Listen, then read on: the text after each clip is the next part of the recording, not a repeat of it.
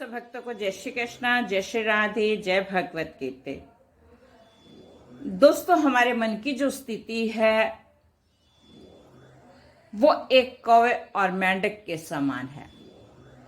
जिस प्रकार कौवा को कुछ बिना कहे ही कौवा निरंतर अपनी काव काव की धुन में लगा रहता है, और एक मेंढक भी जहां कहीं भी जलाशय को, जल को देखता है, वो अपनी छलांग ऊंची ऊंची लगाना शुरू कर देता है। ठीक वही स्थिति हमारे मन की है।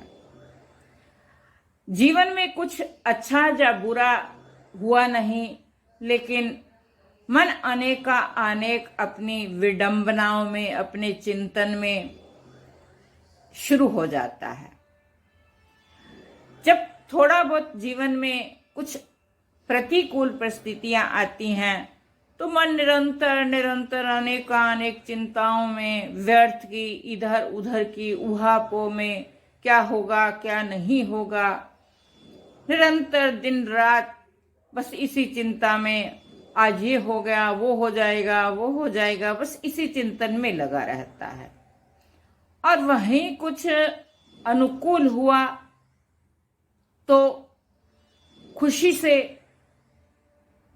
उछलता है, अर्थात इतना फूला नहीं समाएगा और व्यर्थ में ही अपनी डींगे हाँकता रहेगा।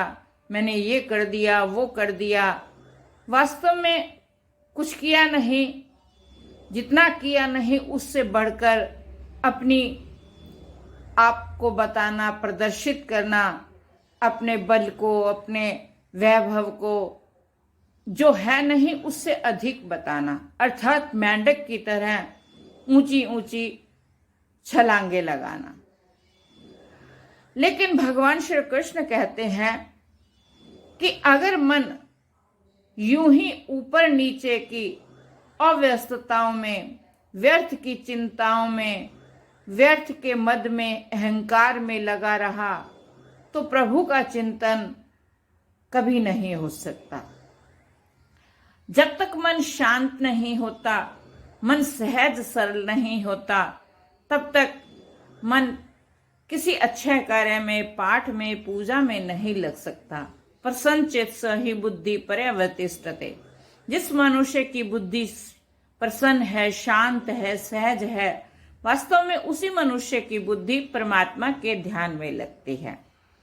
तो इस मन की जो स्थिति एक कौवे और मेंढक के समान है, उसको स्थिर करने के लिए भगवान कृष्ण ने दो उपाय बताए, अभ्यास और वैराग्य।